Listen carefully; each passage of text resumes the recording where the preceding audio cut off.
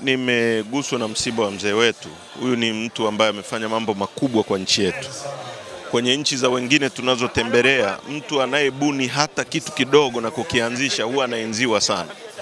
Lakini ukiangalia jinsi ambavyo utaratibu umefanyika na uzito wa huyu mzee kwenye nchi yetu, lakini uzito aliopewa kwamba hata waziri wa afya hakuja hapa, kwa mtu aliyeanzisha taasisi ya MOI ambayo ndio imehusika kutibu watu wengi na kuponya watu wengi waliopata majeraha makubwa na wanaopata matatizo ya mifupa, ambayo huo utaalamu ulikuwa unapatikana nje ya nchi.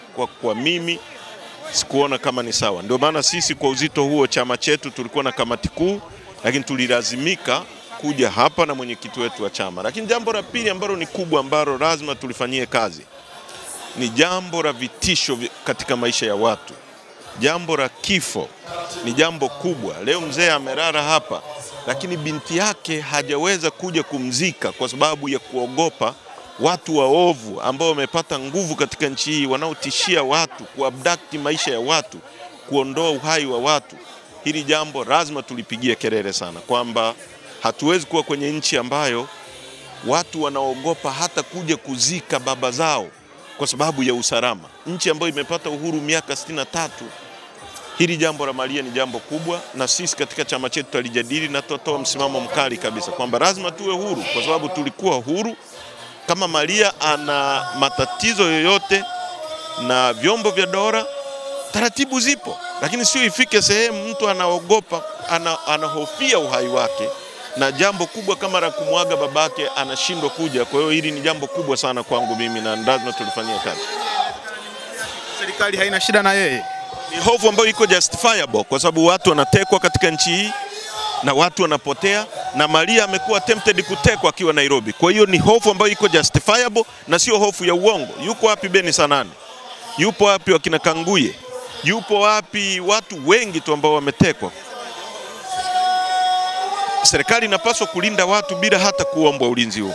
Kwa serikali ilipaswa itoe assurance baada ya Maria kuwa tempted kutekwa, na akasema kwamba walio attempt kumteka ni vyombo vya dola, na mpaka leo hakuna tamko lililotoka. Kwa hiyo hofu yake na kutokea kulingana na matukio ambayo yametokea katika nchi hii iko justifiable kabisa, na ni hofu ya kweli. Kuna jambo ambalo linazungumzwa hapa, pengine ndio msingi wa swali ambalo John anajaribu kujenga, kwamba mpaka sasa tunazungumza hakuna tamko lolote za serikali, jeshi la polisi ama dola kwa ujumla wake linaonekana wakimhitaji hata kwa kumhoji Maria Sarungi.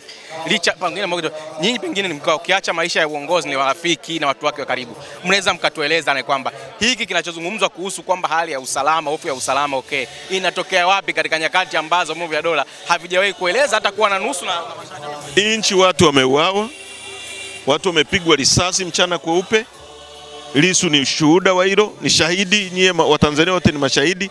Watu wamepotea.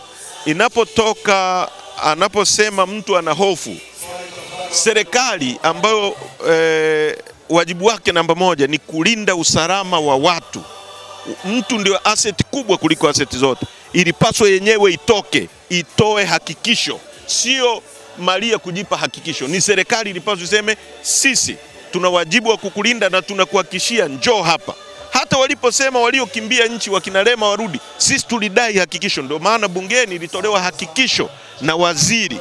Kwa tunachozungumza hapa ni uhai wa mtu. Maana ukishapotezwa au ukiuawa huwezi kupigana. Kwa hiyo people live to fight another day. Ndicho kilichotokea kwa Maria. Kwa hiyo hakuna mtu anaweza kusema hiyo hofu ni ya uongo, kwa sababu kuna ushahidi wa zaidi ya watu 1000 ambao wamepotea. Wa mwisho ni Amani Manengero ambaye amepotea, na sasa kuna taarifa kila siku watu wanapotea. Kwa hiyo huwezi kuchukua chance katika masuala ya uhai wa mtu. Kwa nini katika kutengeneza hilo ama kuweka sawa asilifika hapa nchini na pengine kwenda kwenye vyombo vya dola kuripoti kama jeshi la polisi kwa ajili ya kujihakikishia usalama wake, badala ya hiki ambacho kinaendelea ambalo watu wengine wanaamini kama kuna propaganda inatengenezwa? Huwezi kufanya propaganda kwenye msiba wa babako.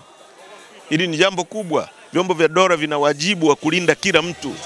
Vyombo vya dola ndio vinapaswa vitoe hakikisho kwa Watanzania. Mtanzania yoyote popote akiwa kijiji chochote akidai kwamba maisha yake yako hatarini na ikasikika. Vyombo vya dola hivi vimekamata watu kwa kuzungumza kwenye mtandao. vyombo vya dola vimekamata watu kwa kuandika kwenye Twitter. Leo inakuwaje mtu kama Maria, binti wa aliyekuwa waziri, amehudumu nchi hii?